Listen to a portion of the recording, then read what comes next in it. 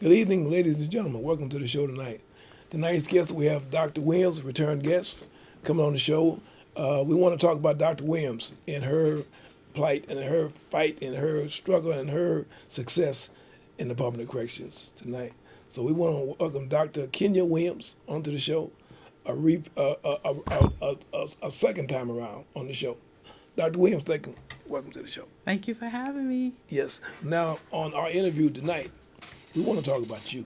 Okay. We don't want to talk about the Department of Corrections. We want to talk about you and your struggle in life on up to where you are now and your future. Okay. Okay, so I'm gonna give the mic to you and let you talk about you. Okay. Okay. Now, you grew up in South Central, South Central Los Angeles, Angeles. 60th and Normandy. 60th and Normandy. Okay. A lot of people don't know what 60th and Normandy. 60th and Normandy is right in the middle between the Crips and the Bloods and South Central Los Angeles. It's about 3 blocks from where Reginald Denny was pulled out his truck and beat to death. Oh yeah. Yeah, right there. So it was an environment that you had to be very careful of because you can easily go wrong in an environment like that. And a lot of people did. A lot of my friends did. But I had a mother that not only did she put the fear of God in us, she was a very strong woman. She was a single mother. But she also instilled in us the value of education. So on Sundays, she would pile us in the car. We had a Ford Torino, and she would drive us up to Beverly Hills. And she'd say, "You see these houses?" And we'd be looking at Aaron Spelling's house and Walt Disney producers, different places like that. She said, "You like these houses?" We said, "That's one house." They were huge homes, right? And she said, "Only way you're gonna get this is get an education." So she wasn't the kind of mother that said, "I want you to have what I have." She said, "I don't want you where I'm at," Right, which was right. South Central Los Angeles. Right. Now, although we lived there in that little that house on 60th and Normandy, we were the only ones on the block that were buying our home. Everyone else was renting. So when my mother came to Los Angeles, came to California in 1953, she got real estate. So we owned that house. The apartment behind our house, it was a house and it had 2 apartments behind it. We owned a block in downtown Los Angeles and we owned a home in Riverside. You said a block. A block Okay. in downtown Los Angeles on 6th in Los Angeles. We owned a block. We owned everything from one end to the other. The only thing we didn't own was the parking lot and the liquor store. But everything in between we owned. She bought up the whole block. And so life was very different from us until one day we came from school and she was laying on the floor. And she had every organ in her body had shut down. Oh really? And she almost died. And they put her in a little neighborhood clinic and we lost everything. She lost every single property except that home we were in South Central Los Angeles. And she stayed in that neighborhood clinic for a long time and she was very, very close to dying. And then one night, one of the nurses was rubbing her with oil and just talking to her. And my mother had a moment of clarity. And she said, "I wish you were a veteran." And my mother said, "I am." My mother was a WAC, Women's Army Corps. Oh, She was really? a veteran. Really? And she flew her to the VA hospital. So she flew my mother to the VA hospital, and then here we were, these 4 children left alone in this house in South Central. My mother told us to go get the rent and go buy food. Well, the tenants refused to give us food. Give us money for food. They just left us in the house. They didn't help us. And then on top of that, they called Child Protective Service on us. So we stayed. My mother said, "Don't go to school," because they were going to look for us at school. So she said, "Stay in the house." And she had called her father, who was coming from the East Coast. He was coming from Philadelphia to come and watch us. But it takes a while. It takes a while. This is the 70s. He had to get money together to come help us and everything. But make a long story short, he came out, and my mother was sick for a very long time, and life was never the same. We were on welfare after that. So here are 4 children, single mother, raising children, South Central Los Angeles, instilling education, smart enough to know how to get us out, and education was our ticket. I struggled through school. I struggled all the way up to 6th grade. And that was because that in 6th grade is when they said everybody has to have a vision test. And they marched us down into the nurse's office and they said, "Okay, read the chart." And then I said, "What chart?"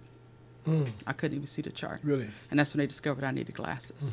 But I had lost all my fundamentals. I had lost the foundation that you get from 1st through 6th grade, kindergarten actually through 6th grade. And so from there, it's just a continued struggle. So school wasn't a good experience for me. And I struggled all the way through elementary and middle school and high school. When I graduated, I remember crying. Actually, I sat in the living room and I cried. And my mother said, "What's wrong with you?" I said, "Well, I don't know what I'm going to do," because I didn't even put in college applications, and I graduated with a C average. And she said, "What do you mean you don't know what you're going to do?" I said, "I don't know what I'm going to do." I said, "I didn't apply for college or anything." She said, "You won't go down there to the junior college and take some classes?" I said, "Well, I don't know what to take classes in." She said, "Well, everything's becoming computerized. Take some computer classes." So I became a computer major. And I took some classes, and of course, computers, my math is a horrible struggle for me. And that was base 10. The computers was on base 10. And I struggled with that. And then it was just my failure to complete my AS degree, failing in Spanish, that made me take sign language, that ended up me being an interpreter, a sign language interpreter, because I ended up taking sign language instead of Spanish. And that teacher moved me to interpreting, and I became a sign language interpreter. So I guess you're pretty good at sign languages. I'm certified. Yeah, I guess so. I guess so. Yeah, okay. And I started working for the school district, ironically, as a sign language interpreter in a classroom.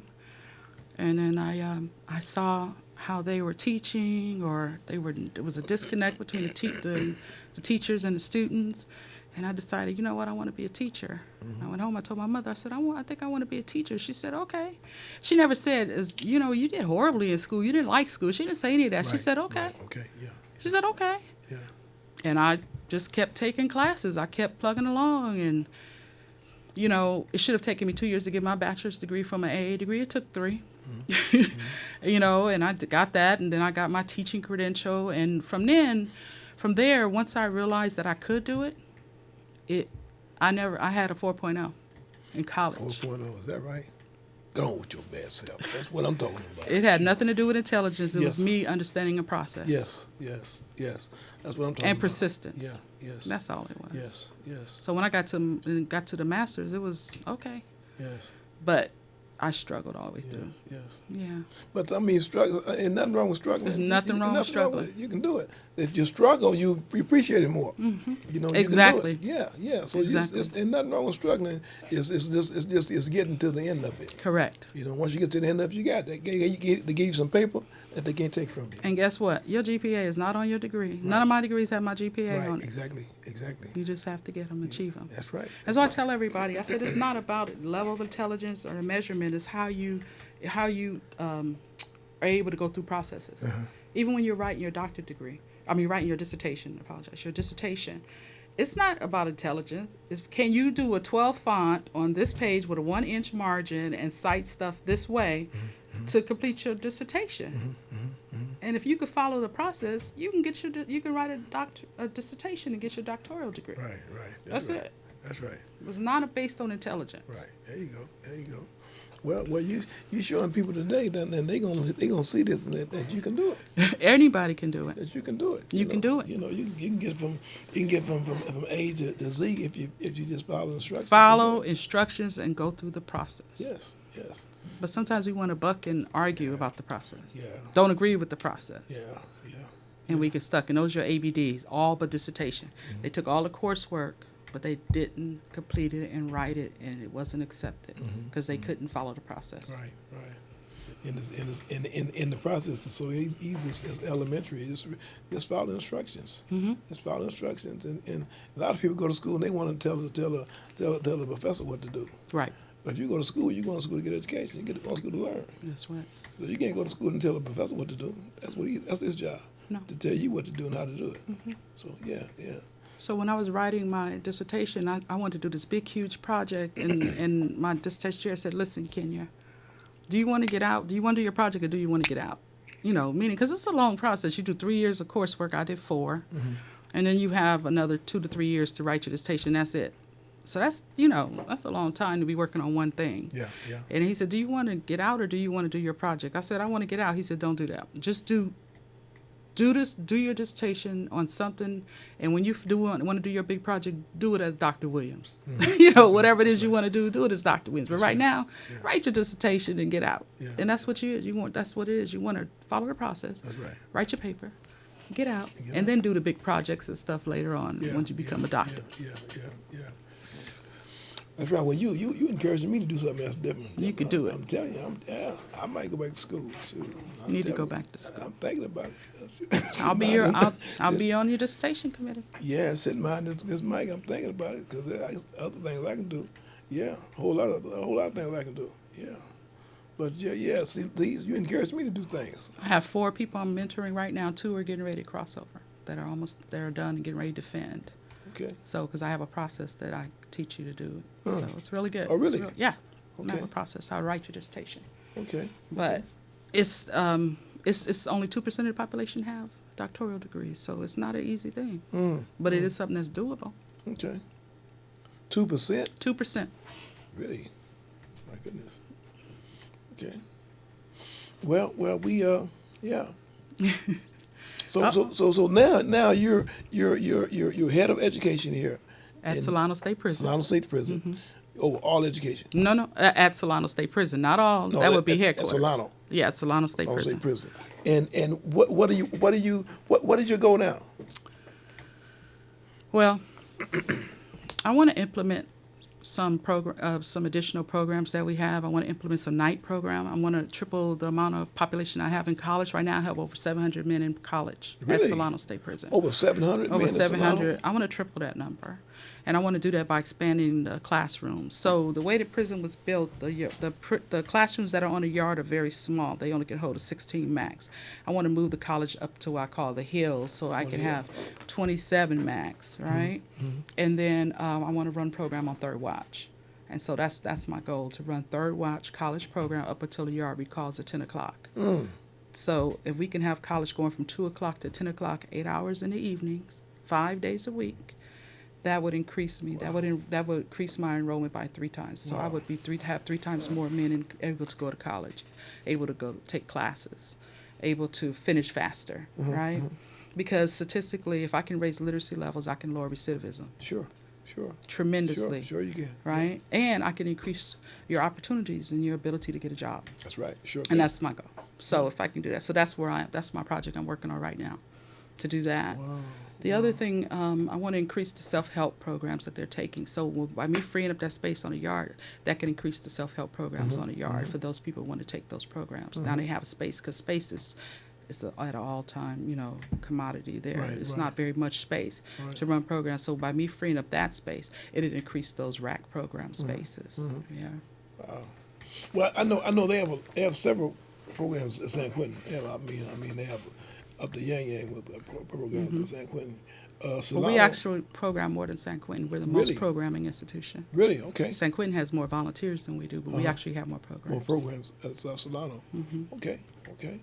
Well, that's good. People are going to Solano. They learning things and coming home and being part of this. Yes. That's great. We keep on doing what you're doing. I tell you this. That's great. So now you do this. Are you going to continue going to school? Are you had enough school? I'm always going to school. Okay. I'm in school now. You in school now? Yes. What are you taking now? I'm upping my certification for my sign language interpreting. I'm upping it. Really? Yeah, recertifying it. You don't ever have to get recertified. I have a lifetime certification, but you should always want to keep learning, right? Okay. So I'm just revamping it, just taking it for my own edification and making sure I'm up to date on the techniques and the signs. There's a difference in signs going from Southern California to Northern California. There's regional, signs are regional. Okay. So just keeping up and everything with my certification. Okay. And then I may go into court interpreting. I don't know. Into what now? Court interpreting. So you'll be the one in court interpreting? Maybe. We'll see. But I do plan on getting out. I'm not going to stay there all my life. I got to look 2 years. Actually, I have a countdown of 24 months left in the prison, and I'm out. Oh, really? So that's why I have to implement this program. I want to do it before I go. Okay. So what are your plans to when you retire? Reentry. I think I want to do a program dealing with reentry services. Reentry. Housing specifically. Yeah. Housing is needed. Yes. And it's unaffordable. You can't afford it right now. Yeah, it's needed. So kind of affordable housing type of thing. Yeah. I'm working now. I got my 501c federal state number, and I'm working now to open up transition housing for women and men coming from incarceration. Long time offenders, not short time offenders. Right. People that's been in prison for 20, 30 years coming home and coming into a smooth transition instead of a drug program. Right. They don't need to go into a drug program. They need to have They just need to have skills to transition to Right. regular life, regular life. relationships, Exactly. and money, financial You're not talking about stability, and yes, that yes. type of thing. Yeah, because people come home from a long period of time, as I stated, they come home with baggage that they don't get rid of before they come home. Right. And they need to address that coming home in order to have a smooth life after that. Yes. So yeah. But that's great. Reentry is a big thing right now. It is right now. So welcome. Come on. We need your help. We need your help. Yeah, it's great. It's a good thing.